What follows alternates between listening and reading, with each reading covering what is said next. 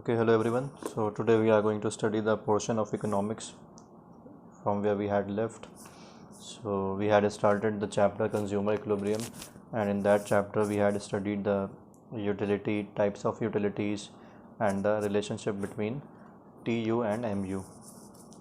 So from today, or we can say today, we are going to study the definition of consumer equilibrium, then consumer equilibrium in case of one commodity, then after that law of diminishing marginal utility. Okay, so starting from the consumer equilibrium, the definition of consumer equilibrium is: it is a situation where a consumer obtains maximum satisfaction after spending his income on purchase of two goods. So what is the meaning of this definition? Consumer equilibrium एक ऐसी situation होती है जहाँ पे consumer को maximum satisfaction मिलता है. Means it is a situation of maximum satisfaction. और सेटिस्फैक्शन कब मिलता है? After spending his income on purchase of two goods. जब वो अपने इनकम को खर्च करता है गुड्स पे, और उन गुड्स को कंज्यूम करने के बाद जो उसको सेटिस्फैक्शन मिलता है, और वी कैन से जो उसको मैक्सिमम सेटिस्फैक्शन मिलता है, दैट पॉइंट और that situation is known as consumer equilibrium. Okay, so that situation is known as what? Consumer equilibrium. और we can say consumer equilibrium it is a point of maximum satisfaction. Next heading is consumer equilibrium in case of one commodity.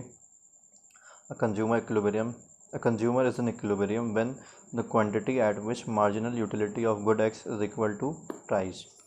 So what is consumer equilibrium in case of one commodity? एक commodity में consumer equilibrium कब होता है, कि कब मिलता है? तो consumer is in equilibrium when the quantity at which MU or marginal utility of good X is equal to price. ये एक ऐसा पॉइंट है जहाँ पे मार्जिनल यूटिलिटी का मतलब क्या होता है? Satisfaction point. Marginal utility of good x means good X का सेटिस्फैक्शन. सो कंज्यूमर इक्विलिब्रियम वो पॉइंट होगा जहाँ पे गुड एक्स का सेटिस्फैक्शन उसके प्राइस के इक्वल हो जाएगा. सिंपल सी चीज़ है. अभी जब नीचे टेबल देखेंगे तो समझ में आ जाएगा.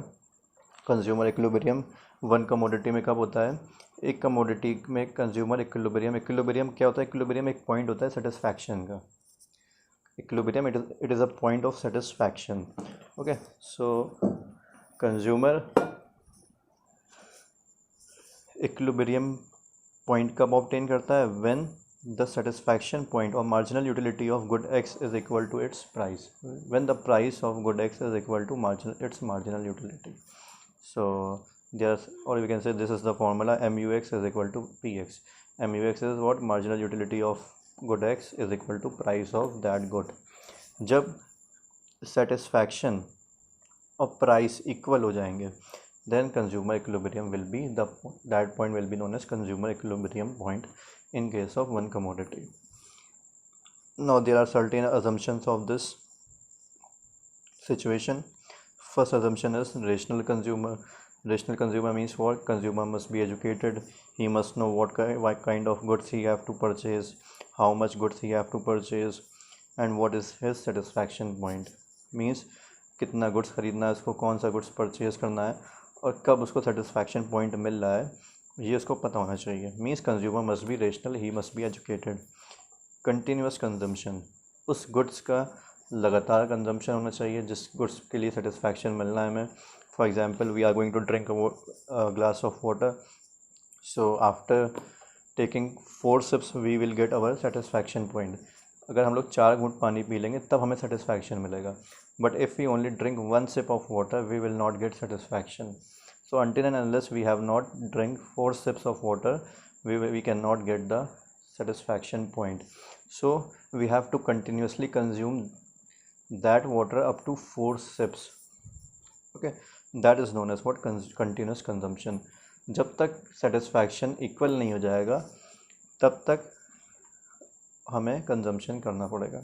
Then income must be constant. income जो है consumer की वो constant होनी चाहिए. Means consumer की income बढ़ती या घटती रहनी नहीं चाहिए. So this was these were the assumptions. Next there is a table. ये टेबल जो बनी है it is related to this situation. यहाँ पे समझ में आ जाएगा कि ऊपर से डेफिनेशन क्या कह रही थी. सो ये डेफिनेशन कह रही थी कि जब गुड एक्स का सेटिस्फैक्शन उसके प्राइस के इक्वल हो जाता है, then consumer equilibrium point will be, we can get the consumer equilibrium point. So let's just see the units of consumption. हम लोग ये कंज्यूम कर रहे हैं यूनिट्स को. This is MUX satisfaction, this is PX price. Okay, when these both will be equal, then that would be known as what? Consumer equilibrium point. So in unit 1 we are getting 25 satisfaction level at price 4.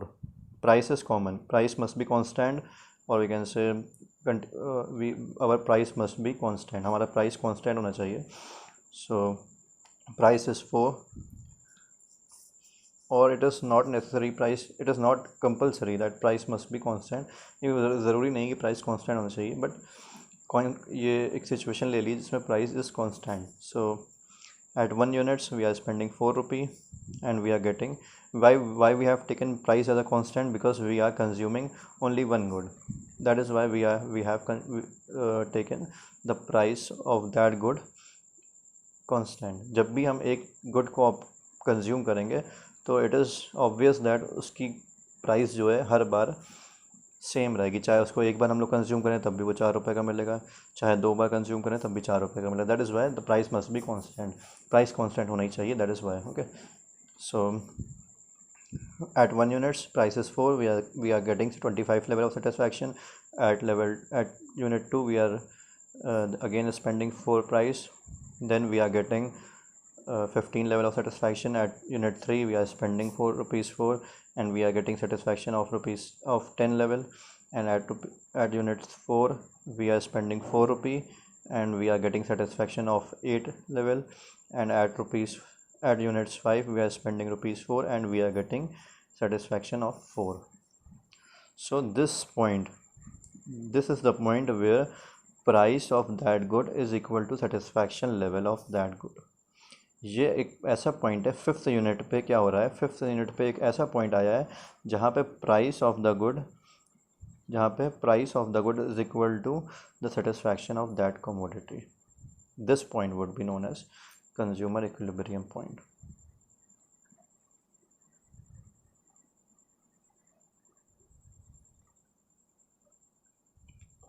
Then after that at 6 price, हमारा जैसे जैसे हम लोग units consume करते हैं, जैसे जैसे ये यूनिट्स बढ़ती जाती है, कंजम्पशन बढ़ता जाता है, वैसे वैसे ऑटोमेटिकली हमारा सेटिस्फैक्शन धीमे धीमे कम होता जाता है. ये एक ऑब्वियस सी बात है. ये किसी भी ये लॉजिकल बात है, बहुत प्रैक्टिकल सी चीज़ है. पानी पिएंगे, जैसे जैसे पानी पीते जाएंगे वैसे वैसे हमारा सेटिस्फैक्शन कम होता जाएगा. So this was the consumer equilibrium in case of one commodity. Now we are going to study the law of diminishing marginal utility. It is same as consumer equilibrium and it is the same as the previous topic. Now law of diminishing marginal utility is what? It is just a law. What is it? It is just a law which states, this law states that intensity to consume a commodity becomes less and less when more of that commodity is consumed. Simple सी बात लिखी हुई है इसमें बोल रहा है कि इंटेंसिटी मीन्स किसी भी चीज़ को कंज्यूम करने की क्षमता हम लोग कह सकते हैं, या फिर पावर क्या होती है, वो become less and less. Intensity to consume a commodity, किसी भी कमोडिटी को कंज्यूम करने की क्षमता कम होती जाती है when more of that commodity is consume. जब उसको हम लोग उस कमोडिटी को ज़्यादा यूज़ करने लगते हैं तो उस कमोडिटी को कंज्यूम करने की क्षमता धीमे धीमे कम होती रहती है. That law is known as law of diminishing marginal utility. So this was a very simple law and this is very important law. Every time in the exam this law is asked, हर बार पूछा जाता है. So this law is stating that intensity to purchase a commodity or consume a commodity becomes less and less when more of that commodity is consumed. Now we are taking an example. जैसे जैसे हमारी units बढ़ती जा रही हैं, जैसे जैसे consumption बढ़ता जा रहा है, वैसे वैसे हमारा सेटिस्फैक्शन क्या हो रहा है? फॉल कर रहा है. And it can also gets to negative point. एक ऐसा पॉइंट भी आएगा, इसका डायग्राम कुछ ऐसा बनता है, यहाँ पे बनाते हैं.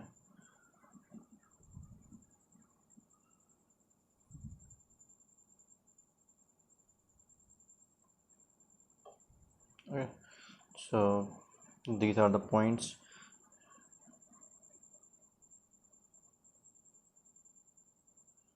Here units you will take, here MUX you will take, these points you will plot here. यहाँ पे ये पॉइंट प्लॉट होंगे, यहाँ पे 1 2 3 4 1 पॉइंट पे 20 हो रहा है, जैसे मान लेते हैं ये 20 है। देन सेकंड यूनिट पे मान लेते हैं 15 है, यहाँ पे कहीं 15 लिख देते हैं। देन थर्ड यूनिट पे 10 12 है, 12 यहाँ पे कहीं पे आ गया। तो ये क्या होगा, ये पॉइंट धीमे धीमे कम होते जाएंगे जैसे जैसे हमारा कंजम्पशन बढ़ेगा, and these points will get to negative also. This line is origin line, and this point is not in this point, if this point is known as 0. जब यहाँ पे कोई पॉइंट लाई करता है तो वो 0 होता है, and after this line, when this line cross the x axis, ये एक्स एक्सिस है, ये वाई एक्सिस है, when this line cross the origin line, then, or we can say this line cross the x axis point, after that negative points starts. So कभी भी देख लें, जब हम लोग एक्सेस फूड खा लेते हैं, हम लोग अपनी क्षमता से ज़्यादा खा लेते हैं, तो व्हाट हैपन, वॉमिटिंग हो जाती है या फिर हमारा कुछ भी हो जाता है, जो तो that becomes a negative point हमारे लिए, वो हमारे लिए एक नेगेटिव पॉइंट हो जाता है। जब हम लोग ज़्यादा कंज्यूम करते हैं तो उसका नेगेटिव इम्पैक्ट आ जाता है हमारे ऊपर। So the same thing, this law is telling the same thing. Okay, so we have to consume up to that point where our consumption point meets, when our satisfaction point meets the price of that commodity. Up to that point we can consume. After that, if we are consuming, then our satisfaction will be of negative, as will create a negative impact on us. Okay, so this was the consumer equilibrium video. One video I'll make more from this chapter. After that, this chapter will be finished. Okay, thank you.